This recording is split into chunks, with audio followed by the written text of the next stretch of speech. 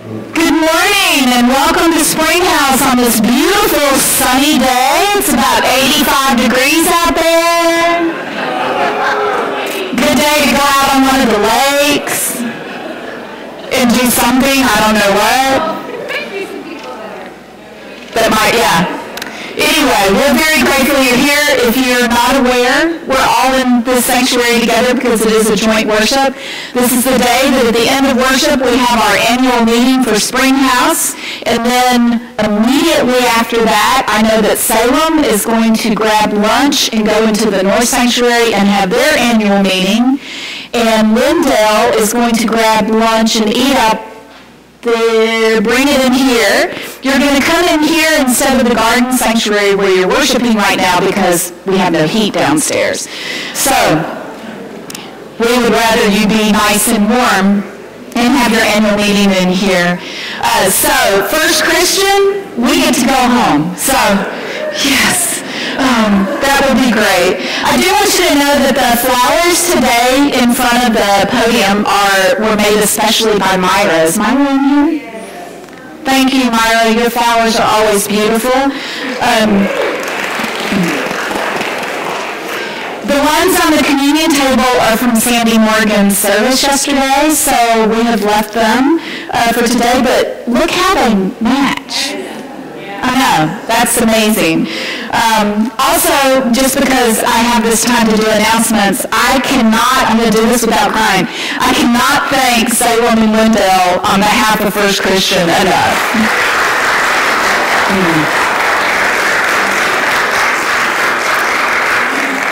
We could not have had a meal and taken care of everything that we did yesterday for Sandy's service without the other two churches, and I honestly believe that we were at our best as SpringHouse yesterday. You allowed us to have our grief, and you had your grief, but we all worked together, and a special thanks to our youth minister, John, who drove the shuttle from Whittier for all the cars, except our bus wouldn't start. Sound familiar, mission trip people?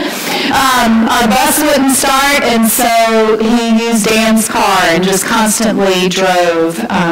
So again, thank you everyone for everything. You will find other announcements in your bulletin that are particular to your congregation. Be sure and take them home. There wasn't anything in particular anyone wanted highlighted. Other than that, can y'all think of anything else that needs to be shared? Yes. Yes, I'm sorry.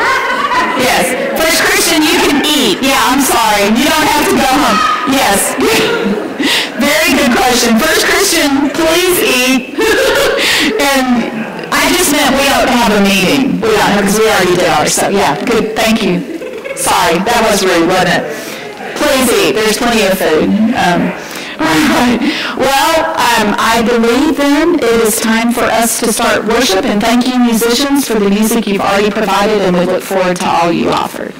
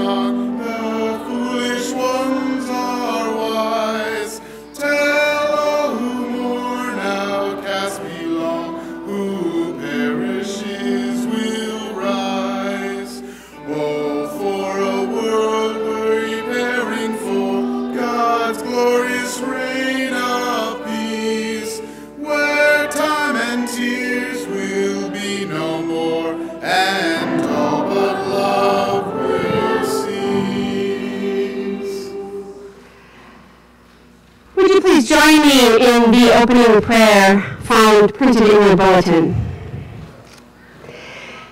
Together we are three unique ministries united in God's love and spirit. Together we seek to share God's love by serving and ministering in our community and the world. Through faith, we strive to be a welcoming sanctuary and transformative presence in our community. We actively promote peace, justice, healing, and wholeness. We are a people who nurture inspiration, spiritual growth, and learning. We empower our community to thrive by abundantly sharing God's charity, hope, and love with all. Come, Holy Spirit, meet us here and now. May the peace of Christ be with you always. And also with you. I would invite you to turn and share a sign of peace with your neighbors around you.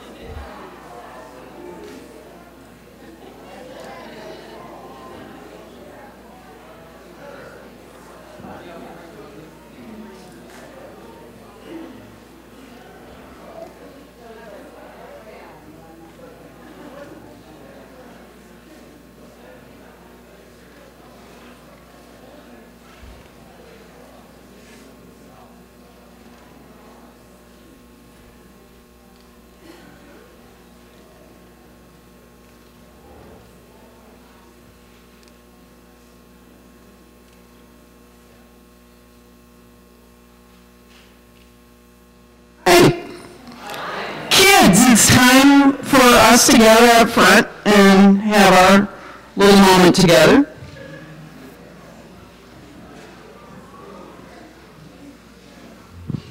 Come on up. There we go. Well, hi, have a seat. Yeah. Hi, Keaton. How are you guys? Good? Staying warm? Are you warm now? You still got your coat and hat on, so I take it you're not warm. Well, then you can kind of keep yourself away from everybody else so nobody else gets sick. Okay, any other children? We got everybody up here? Okay, so how come we got so many people in this room? Anybody know? It's January. Actually, that's part of the answer. We have our annual meeting Sunday, the last Sunday in January, and that would make it today. So all three congregations meet together, and then we'll have a meeting together, and we have lunch together, and then we do our separate things. But we start off the day together. Now, that's pretty unique because most churches, there's one church in the building and that's it. We've got 3 churches in the building, and it's kind of like there's 4 churches in this building. We've got Salem, right? We've got Lindale, and we've got First Christian. That's 3. But then you put us all together like this, and we've got SpringHouse. And that makes it a little confusing, because sometimes adults get confused about this. But we're 3 separate congregations, and then there are times we all kind of work together. And yesterday was an example of that. A member of First Christian had died, and we had the funeral yesterday. But people from Salem and Wendell helped us out a lot. We wouldn't have been able to do it without them. And in that instance, we were the fourth congregation together. You know, it wasn't just us and then them and then them. It was all of us working together. And so when we come together like that, it's really cool that we're the fourth, right? Now, there are times that we kind of still need to separate ourselves, kind of like when we do offering. Everybody's putting it in the same offering plate and who's it supposed to go to and all of that. So we put it on a little bit of bulletin and people can write which church they wanted to go to, follow the instructions, and then it can get separated out later. But there's always some money in there that nobody said which church it should go to. So then, sometimes it'll just go into SpringHouse, and sometimes it'll just be divided by 3 and go to each sanctuary. But I think it's really cool that 1 plus 1 plus 1 equals 4. Isn't that great math? Isn't that great math? So, yeah. It'll flunk you at school, but so just remember that 1 plus 1 plus 1 equals 4 when you're at church. Don't try to tell your school teacher that, okay? They won't get it. But 1 plus 1 plus 1 equals? Okay. Yeah, I know, you're in school. Okay, so what we're going to do is we're going to say a little prayer for us. And then Anna's sitting here with the offering plates, and you guys are going to help take up the offering, okay? And there's some adults that will pop up and help you if you need the help. And then when you're done, you can just bring the offering plates back up to me, okay? All right, so we're going to say prayer, and I break it up so that you can repeat after me, okay? Hey, God, it's us, the people of number 4. Thank you, God, for helping us be number 4. Amen. Okay, so everybody can get an offering plate. And Caden, you want to head all the way back towards your mom? Work there. You can do this side. You guys there and there. Come get a plate. Don't want to do it? Don't want to do it? Okay.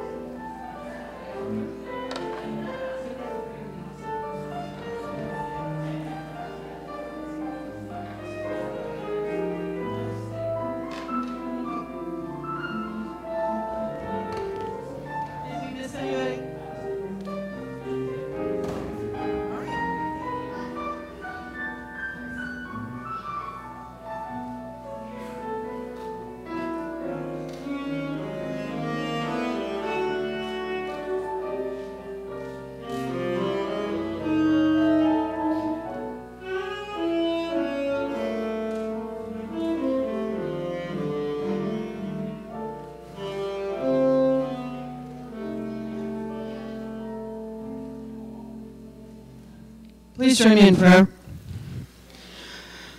Creator God, we give back the gifts and the blessings that you have bestowed upon us. May this offering show your love to the world, and may we be your feet and hands in the world. Amen.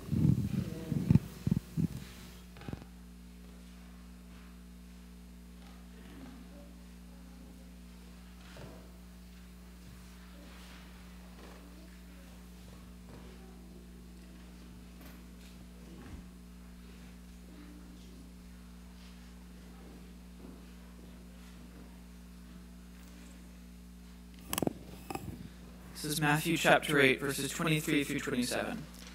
Jesus stills the storm. And when he got into the boat, his disciples followed him. A gale arose on the lake, so great that the boat was being swamped by the waves, but he was asleep. And they went and woke him up, saying, "Lord, save us, we are perishing." And he said to them, "Why are you afraid, you of little faith?" Then he got up and rebuked the winds and the sea, and there was a dead calm. They were amazed, saying, "What sort of man is this, that even the winds and the sea obey him?"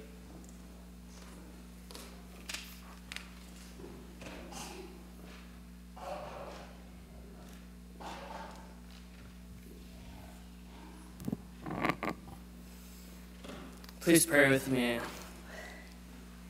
Holy God, give you thanks for this time. May I say what I need to say? May we hear what needs to be heard. Amen. So, why Christian? The past month or so at youth group, I've invited folks at SpringHouse to answer this question with the youth, and I guess it's my turn to share with you of the question of why Christian.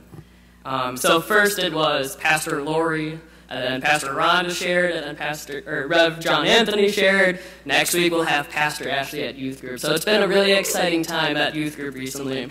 But so, for me, why Christian?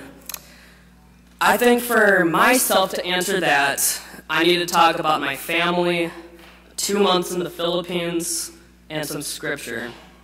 Also, when I share about my time in the Philippines, I'll be talking a little bit about death. And death is a real thing, and it can sometimes stem up parts of ourselves that we keep hidden. So take care of yourself. If you do need to disengage, please do so. Feel free to exit. There are plenty of doors behind us. And there's also a basement, but it's really chilly down there right now.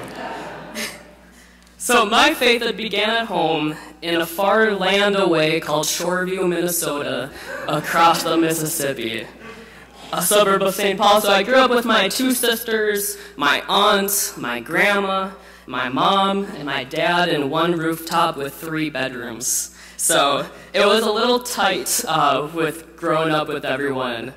But I think we survived by celebrating the Filipino culture, as family meals included egg rolls, noodles, and mashed potatoes, and ham, and our birthday celebrations weren't fully parties until the karaoke machine was busted out. We respected our elders with intentionality, as I addressed my sisters as Auntie Becky, Auntie Katie Jo, Auntie for sister, and I addressed my mom's friends with Tito for uncle and Tita for aunt.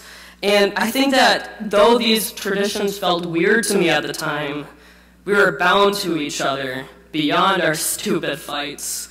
And talking about fights, that happened a lot on Sunday mornings. Sunday mornings, my family, it was kind of a sense of coercion, of getting to church, being dressed to the nines. And Sunday was an expectation for my family to be there. Every Sunday morning, a mile away at the Presbyterian church. And I think it was out of that obligation, though, that Presbyterian Church of the Way in Shoreview, Minnesota, far away from here, it became a second home for me. Growing up was interesting as well. In grade school, I danced competitively. You're not going to see that this morning, mainly because I'm not good at it anymore. But when I wasn't at dance practice, I was in grade school, of course, and maneuvering myself in those different social spheres. One year, I would be hanging out with people that have descendants in Asian countries, and slowly I decided to distance myself from them because I felt like I wasn't Asian enough. And then I shifted over to the football players, and then I realized that I was a better football rather than a football player. So I ended up shifting away from them, and then it was, I got connected with, I guess, the rebels of the school at the time. And I realized that I wasn't a rebel, I was a good Christian boy, so I had to distance and cut them out of my life. And part of it, though, I think I was trying to live into this idea of what an ideal American man looks like, tall, straight, and living into a sense of authority that I knew I wasn't going to measure up to. I wanted to feel like I was at home within my body, but the world was telling me otherwise. There was one place where I did feel like I belonged. It was Presbyterian Church of the Way. It was that place within that church body that I navigated the waters of discovering who I was, and I was surrounded by authentic role models and leaders. I had conversations with my youth group leaders constantly as we processed who I was and my goals and my future. And the rest of the youth group, they helped me figure out that I was enough. That I didn't, and also, I didn't learn this through a curriculum. I didn't learn this in organized, structured youth ministry setting. I learned this in, like, the messiest ways possible. And it was in these messy situations that I've experienced a Jesus that loved, affirmed every single layer of my humanity. There, I was at home. After high school, I went to St. Cloud State University. There I was bouncing around a bunch of different majors. I started out as a math major, realized I didn't like math. Then I became a communication studies major, and then became a nurse major to live into a Filipino goal to become a nurse. But that, of course, didn't happen. For some reason, Jesus kept on bugging me underneath and with those voices of a voice that kept on saying, hey, you're called to do ministry. You don't know what that looks like, you don't know what that really means right now, but you're going to figure it out. And then suddenly I went on a tour at Augsburg University and I learned about the youth and family ministry degree. I'm like, not too shabby. So I transferred and I went to Augsburg College, now university, and I guess now I'm here. Then one moment in college, there was a moment that made me started to process like why Christian, what that means for me. And it was also at a time I was working too much, and it was a busy time in school, and I was getting burned out. And my biggest idea was, let's go on a mission trip somewhere. And so I went online, like Google, like mission trip Philippines. And that started a process where I got accepted, fundraised a lot of money, and was en route to the Philippines for 2 months in my sophomore year of college. After that acceptance, and specifically on November 8th, 2014. Typhoon Yolanda, internationally known as Typhoon Haiyan, hit Leyte, an island in the Philippines. NBC stated that the typhoon had sustaining winds of 195 miles per hour, gusts that reached 230 miles per hour, and this was a storm stronger than Hurricane Katrina, if you want to put in that context. So on Leyte, the island, there's the city of Tacloban, and the eye of the storm went right above Tacloban. This was a city where homes are not built like homes here. They're homes that are built of what you can gather from bamboo trees, tarps, and tin roofs, and whatever you can find. So when that storm came around, there were unprecedented and unpredicted winds and unpredicted tsunami-like surges that demolished everything in its path. It included all of the domino-like effect that hit that city from already crushed homes, crushing other crushed homes. And the strength of the typhoon, it affected over 9 million people. displaced 600,000 and killed thousands. And it included kids, it included full families, it killed babies, parents, and you name it, it did not discriminate. And if the typhoon didn't kill directly, sicknesses would instead. My great-grandmother, who lived a couple islands away, was an effect of this. So 8 months after the typhoon, the plans for the mission trip shifted me from Manila to Tacloban because of the severe needs that were in that city. In that city, I was able to participate in community feedings. I went on tours of the city. I assisted a social worker by compiling his results of surveys that gathered information of what organizations were still helping people or not, and also some construction work. But throughout my time there, I consistently wrestled with what my purpose was on this 2-month trip, as I kept on experiencing things that just shook me to my core. I heard well-intentioned Christians have feedback on the sites and stories that consisted of, wow, these Filipinos are so strong, and wow, so great that they're still living on top of their old house. And yes, they are strong, because when death is the other choice, you have no other choice to be strong. I also wrestled with how the thousands of dollars that I had to fundraise and everyone else made me wonder how those funds could be empowering the painters and construction workers that were living among me, the same painters and farmers that I was listening to their stories of those that were killed by this typhoon. I also heard of a God that caused this typhoon, but that something good was going to happen because of it. And I was angry. I was struggling. And as a youth and family ministry degree student, I did not want to believe in that God. I struggled with God and I was angry, and this was a faith that did not make me feel like I was at home. It wasn't until after coming back from the Philippines that I realized how much I needed to process everything I experienced. Sooner than later, I ended up going back into therapy, and I learned that I acquired something I didn't know was a thing, but secondhand PTSD. Didn't know that was a thing, but through therapy and also within my studies, I was able to process of what I experienced in the Philippines. And it was also interesting, too, as a student at Augsburg, I was somewhat of a public figure, too. I was a student leader in the campus ministry and also one of the few youth and family ministry students. It was hard stressing and going through these notions of, like, why do I still do this? Why do I still go to church? Why am I in these studies? But it took a while, and deconstruction is a hard and laborious process, and will continue to deconstruct my experience in the Philippines. Gustavo Gutierrez, a Peruvian theologian and Dominican priest, regarded as one of the founders of liberation theology, mentioned in his writing that if we love others, we love them in their social context. If we love others, we love them in their social context. And this isn't something that we are called to do individually. This is something that we are called to do as church. And when I go through the notions of why Christian, this is something that has helped me process my time in the Philippines.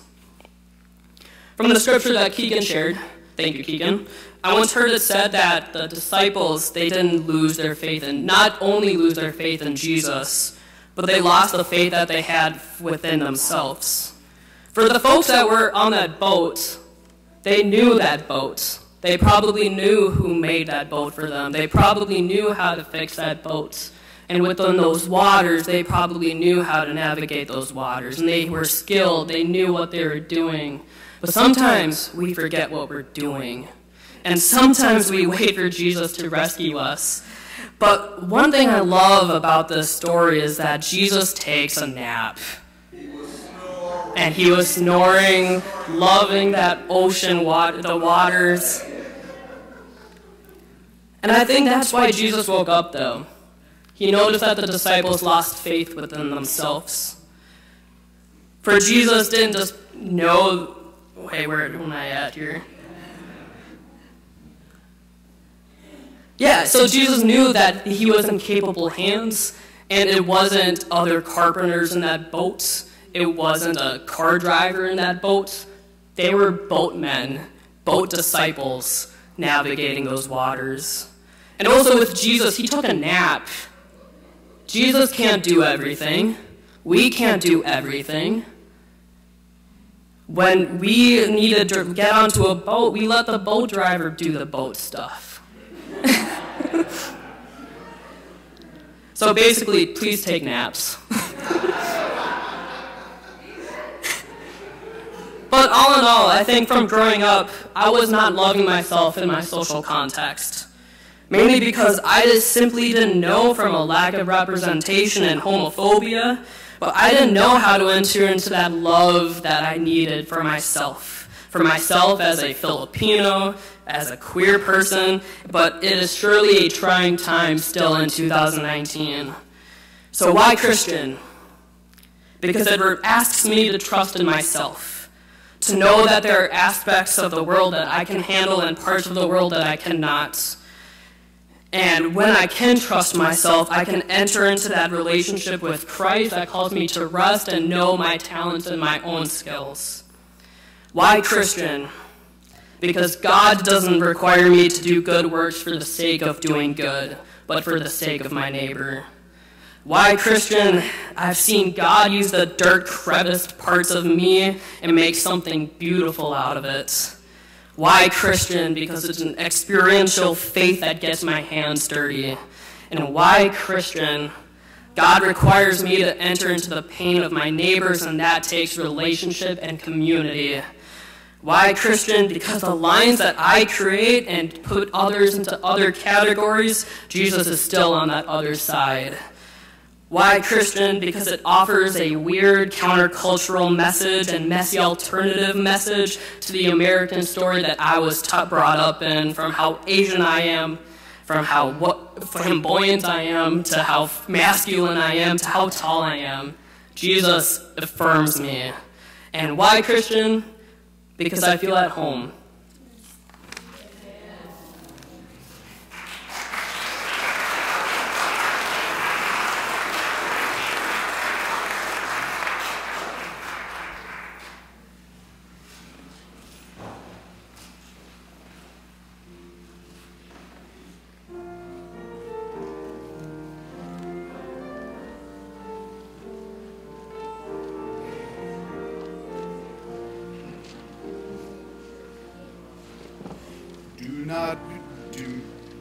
Do not be afraid, I am with you. I have called you by name.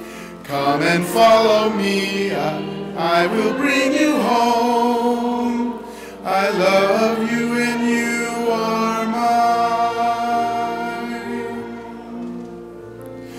I will come to you in the silence. I will lift you from all your fear. You will hear my voice, I claim you as my choice. Be still and know I am here. Do not be afraid, I am with you. I have called you each by name. Come and follow me, I will bring you home.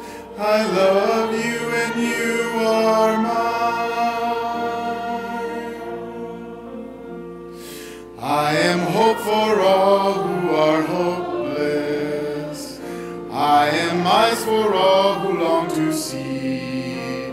In the shadows of your night, I will be your light. Come and rest in me. Do not be afraid, I am with you. I have called you each by name.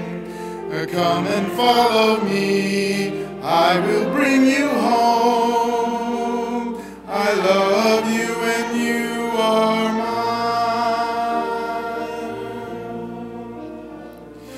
I am strength for all the despairing, healing for the ones who dwell in shame. I will call your name, embracing all your pain. Stand up now and walk and live on. Do not be afraid, I am with you. I have called you each by name. Come and follow me, I will bring you home. I love you and you are mine.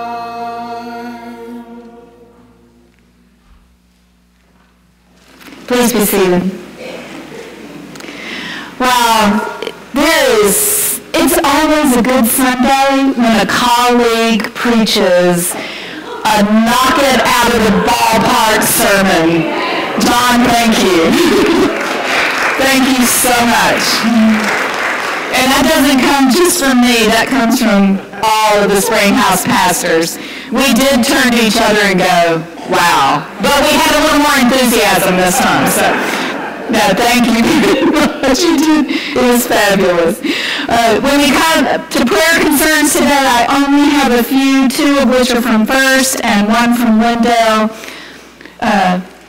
Pastor Rhonda said that Salem was good for now, so that's good. We just ask that you continue to keep the Morgan family in your prayers as they navigate waters and trust that the boat driver is leading them in a good way. When I arrived yesterday to get ready for Sandy's funeral, I had a message on my phone and returned the call. First Christian, for those that don't know, Emily Lawson passed away on Friday evening. Her service will be February the 18th, which is a Monday at 1 p.m. here. And I don't know who's going to call Sandy and tell her we have a funeral meal, but somebody's got to, because I kept trying to tell her yesterday. She wouldn't listen. She's already on it. She probably is. But please keep the Lawson family in your prayers. And Linda has asked for continued prayers for Kayla as she is in hospice and continuing her journey. And Linda has done such a beautiful job of accompanying her on that journey. I know that there are probably others that you have on your hearts and minds, so I will give just a few moments of silence at the beginning for you to lift those to God. Let us go to God in prayer.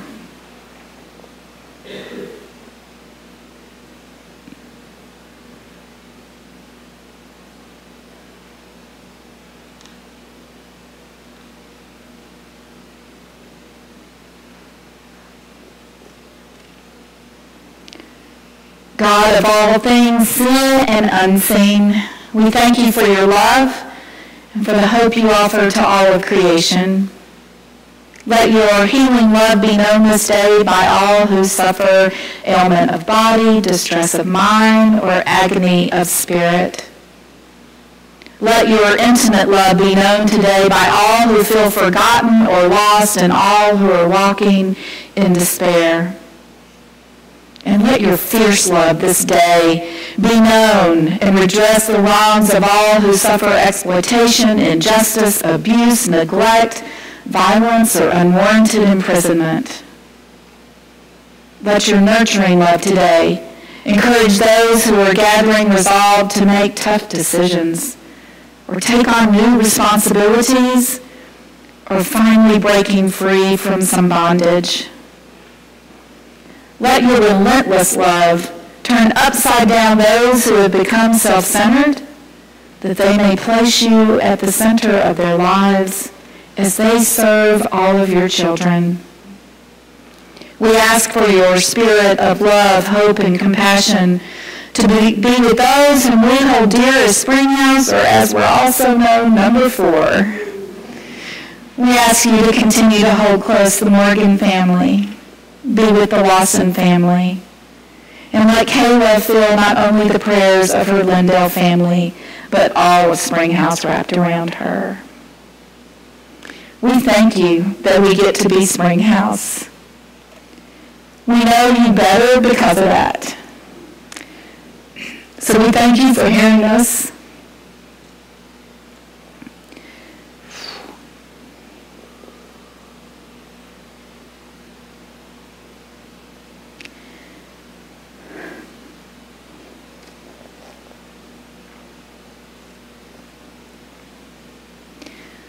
with the whole body of believers in time and through eternity. We want to love, praise, and serve you today and forevermore. We come to you and ask that you hear us now as we pray together as Jesus taught us. Our Creator, who is in heaven, holy is your name. Your kingdom come.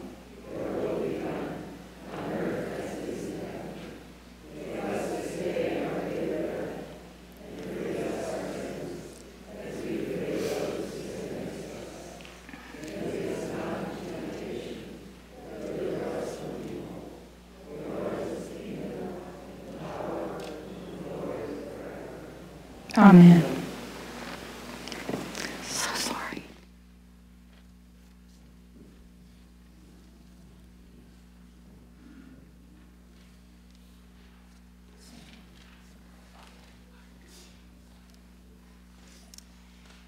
Beloved SpringHouse, God be with you. And also with you. Lift up your hearts. Let us give thanks to God. It is right to give God thanks and praise. On the night before he was arrested and killed by those who feared him, Jesus sat at table with those he loved. And he took the bread and blessed it and broke it. And he said, "This is my body, broken open for you and shared with you. And each time that you eat this ordinary bread, remember the extraordinary transformative power of our lives when they are broken open for justice and for love." And then he took the cup traditionally reserved for the Holy One to come, but instead of waiting, Jesus said, "This is the cup of blessing, poured out for you. Each time you drink of this cup, remember that you too are blessed and a part of the family of God." At SpringHouse, we believe that Christ sets the table, Christ is the host, and Christ welcomes each and every one of us to this table. Christ even welcomes those of us who don't do gluten, and so all of the crackers are gluten-free. And then these beautiful cups here have the juice in them, and the other communion cups have the wine. The wine is white. Come, for the table is ready. 4 tables, in fact, scattered throughout the room.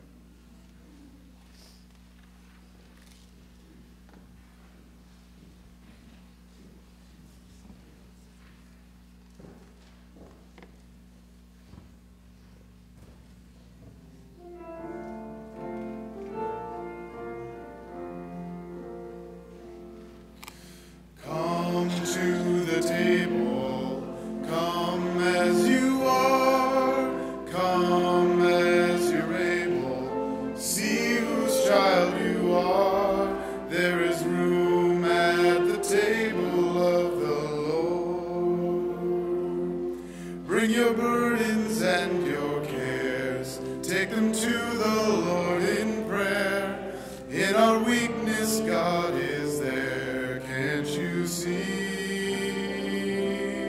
When you come to the table, come as you are, come as you're able, see whose child you are, there is room at the table of the Lord. In the mercy that abounds and accepting love we found, with the blessed tie we're bound as family. Won't you come to the table? Come as you are, come as you're able, and see whose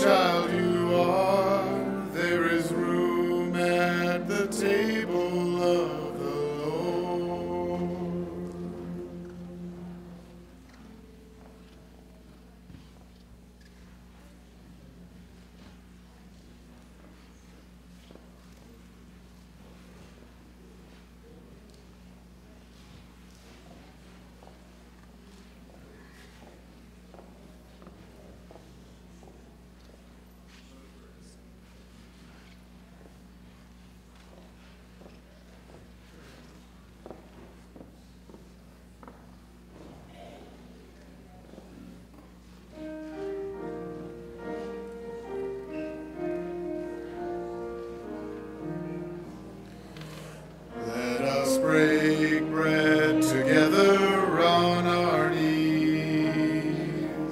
Let us break bread together on our knees. When I fall on my knees with my face to the rising sun, oh Lord, have mercy on me. Let us drink wine together on our knees. Let us drink wine together on our knees. When I fall on my knees with my face to the rising sun, oh Lord, have mercy on me. Let us praise God together on our knees. Let us praise God together on our knees. When I fall on my knees with my face to the rising sun, oh Lord, have mercy on me.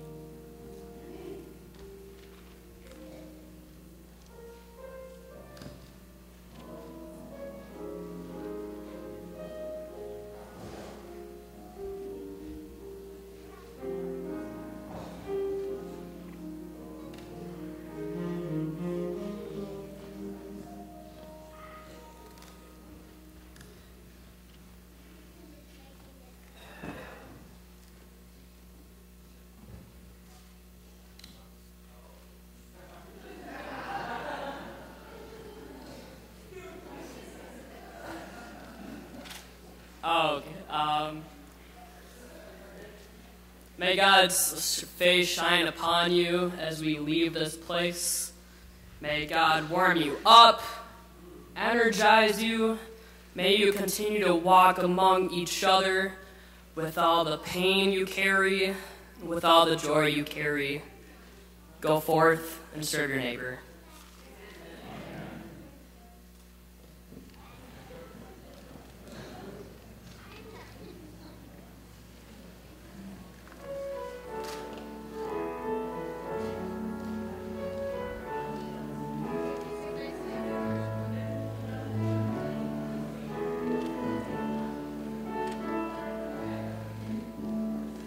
Come live in the light, shine with the joy and the hope of our God. We are called to be light for the kingdom, to live in the freedom of the city of God. We are called to act with justice.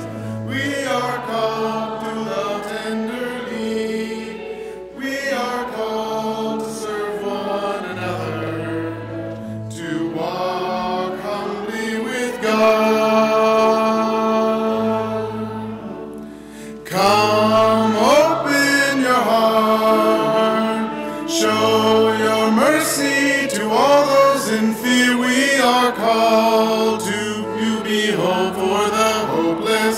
hatred and violence will be no more. We are called to act with justice.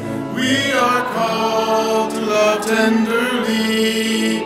We are called to serve one another, to walk humbly with God. Sing, sing a new song. Sing of the great day when all will be one. God will reign, and we'll walk with each other as sisters and brothers, united in love. We are called to act with justice. We are called to love tenderly. We are called to serve one another.